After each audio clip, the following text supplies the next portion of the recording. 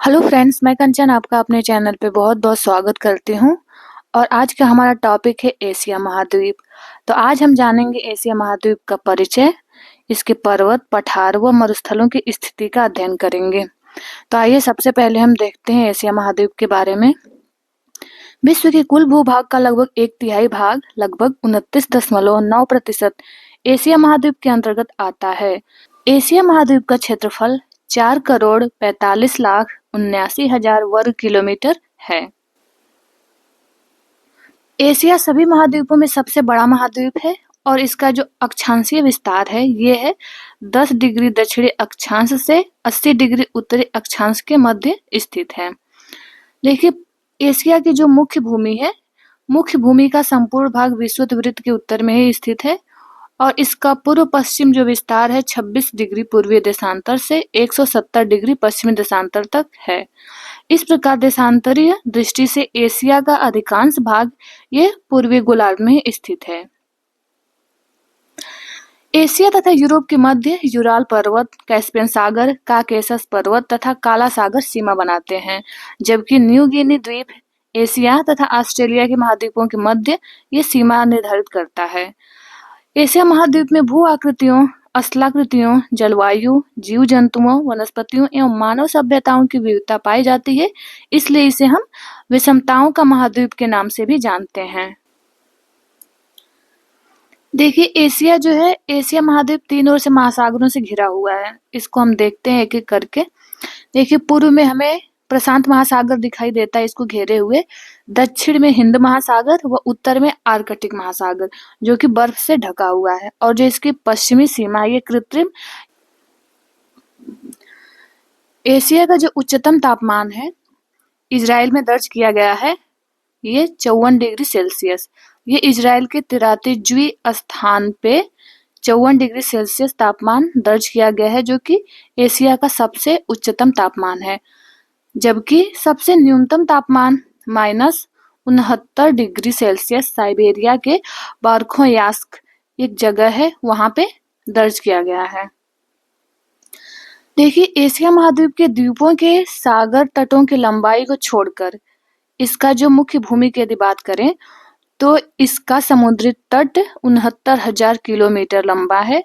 Asia महाद्वीप के भू क्षेत्र का उत्तर से दक्षिण जो औसत विस्तार है ये है 6,440 किलोमीटर तथा पूर्व से पश्चिम में इसका औसत विस्तार देखा जाए तो 9,650 किलोमीटर है। अब हम देखेंगे एशिया के जो महत्वपूर्ण पर्वत श्रृंखलाएं हैं इसके बारे में। तो आइए एक एक करके इन पर्वत श्रृंखलाओं का अध्ययन करते हैं। तो सबसे पहले एशिया के महत्वपूर्ण या मुख्य पर्वत श्रृंखला के बारे में बात करते हैं। तो ये है हिमालय। हिमालय जो है भारत में उत्तर पूर्व में इसका विस्तार देखने को मिलता है। और दूसरी जो पर्वत श्रृंखला है क्युनलुन पर्वत श्रृंखला, इन दोनों पर्वत श्रृंखलाओं के बीच में ही हमें तिब्बत का पठार देखने को मिलेगा। जो तीसरी पर्वत श्रृंखला है ये है हिंदू कुश रेंज, ये जो इसका विस्तार हमें पाकिस्तान में देखने को मिलेगा। अगला पर्वत श्रृंखला है सुलेमान पर्वत श्रृंखला।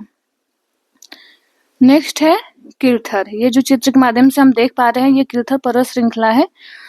इसके आगे हमें देखने को मिलेगा भारत में अरावली। दूसरी पर्वत श्रृंखला है विंध्याचल व इसके नीचे देखने को मिलेगा सतपुड़ा। ये जो हम बीच में रेड कलर से देख पा रहे हैं ये है, इसका नाम है पामीर की गांठ। इस गांठ से माना जाता है ये कई श्रृंखलाएं निकली हुई हैं। अगली पर्वत श्रृंखला हम उत्तर दक्षिण की तरफ देखेंगे, इधर पूर्वी भारत में। तो इस श्रृंखला का नाम है पटकाई बूम। ये हिमालय पर्वत श्रृंखला का ही भाग है जो यहाँ से मुड़ करके दक्षिण की तरफ इसका मोड़ हमें देखने को मिलता है। तो ये इसका विस्तार हमें अरुणाचल प्रदेश में देखने को मिलेगा। फिर यही सटा हुआ म्यांमार में एक पर्वत श्रृंखला देखने को मिलेगा जो म्यांमार व भारत की सीमा को अलग करता है। तो ये हो गया अराकानियोमा पर्वत श्रृंखला, ये भी महत्वपूर्ण पर्वत श्रृंखला है। फिर चीन में हमें तियानसान पर्वत श्रृंखला, अगली पर्वत श्रृंखला अल्ताई पर्वत श्रृंखला, वो फिर और एक पर्वत श्रृंखला जो मुख्य है चीन की वो है खिंगन पर्वत श्रृंखला। हम यदि उत्तरी रूस की बात करें तो रूस में जो ये पर्वत श्रृंखला देखने को मिल रहा है इसका नाम है बरखोयास्क पर्वत श्रृंखला। ये हमें जो कि यूरोप व एशिया को अलग करता है, ये है यूराल पर्वत श्रृंखला। यूराल पर्वत श्रृंखला के दक्षिण में हमें कैस्पियन सागर देखने को मिलेगा, जो कि ये भी यूरोप व एशिया का विभाजन सीमा बनाता है। ईरान में हमें 2 पर्वत श्रृंखलाएं देखने को मिल जाएंगे, एक हो गए अलबुर्ज और दूसरा है जाग्रोस। तो ये जाग्रोस जो पर्वत श्रृंखला है ये हमें इधर आर्मेनियाई घाट से भी ये जाके मिल जाता है। फिर हमें अस्सीर पर्वत श्रृंखला देखने को मिलेगा अरब प्रायद्वीप में। तो ये मुख्य पर्वत श्रृंखलाएं हैं एशिया महाद्वीप में स्थित। इसमें से जो हिमालय है, हिमालय जो है विश्व की सबसे ऊंची पर्वत श्रृंखलाओं में है। जो विश्व की सबसे ऊंची चोटी है एवरेस्ट, वो हिमालय में ही हमें देखने को मिलता है। आगे हम देखते हैं इसके पठार के बारे में। इसकी पठार की स्थिति को देख लेते हैं।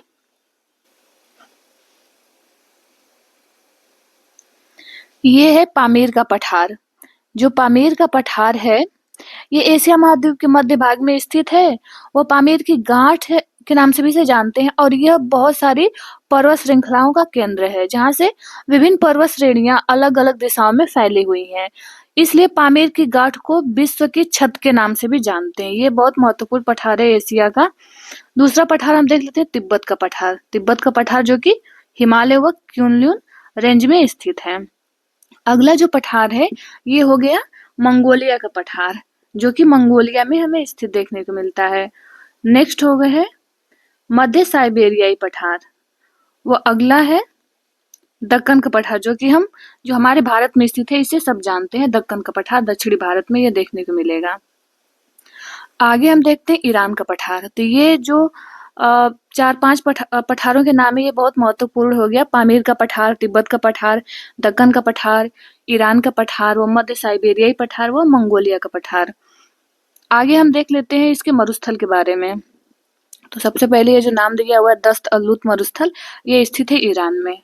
इसमें इन मरुस्थलों में थार का मरुस्थल है जो कि भारत में स्थित है।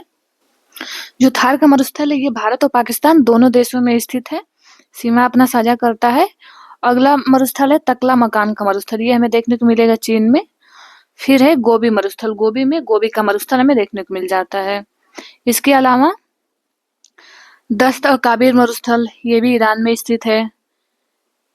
अगला मरुस्थल है अल नफूद, और अल नफूद के बाद है रब अल खाले। रब अल खाले जो मरुस्थल है वो अल नाफूद, ये दोनों मरुस्थल हमें अरब प्रायद्वीप में देखने को मिलेंगे। तो हमने एशिया के पर्वत, पठार व मरुस्थलों का अध्ययन किया है। इतने सारे विषमताएं होने के बावजूद भी, विषमताओं के महाद्वीप के नाम से जानने के बावजूद भी, यहाँ पे विश्व की दुनिया की करीब 60% आबादी एशिया महाद्वीप में निवास करती है। एशिया में स्थित इन मरुस्थलों, कहीं शुष्क मरुस्थल है, कहीं गर्म मरुस्थल है, कहीं बिल्कुल शीतल या ठंडा प्रदेश है, जैसे कि साइबेरिया वाला भाग हो गया। इसमें बरखोयास्क, जहाँ पे हम अभी पढ़े हैं, इनकी बिल्कुल न्यूनतम तापमान यहाँ पे दर्ज किया गया है। तो ऐसे करके इन सारी विषमताओं के बावजूद भी यहाँ पे बहुत सारी नदी घाटियां भी हैं जहाँ की उपजाऊ मैदान स्थित है। उन उपजाऊ मैदानों में जनसंख्या बहुत अधिक घनत्व देखने को मिलता है। तो उन नदियों के बारे में हम अगले वीडियो में अध्ययन करेंगे।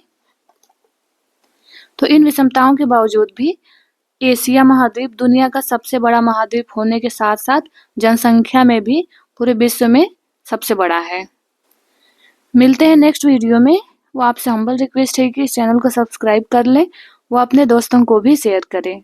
ये वीडियो देखने के लिए आप लोगों का बहुत बहुत धन्यवाद।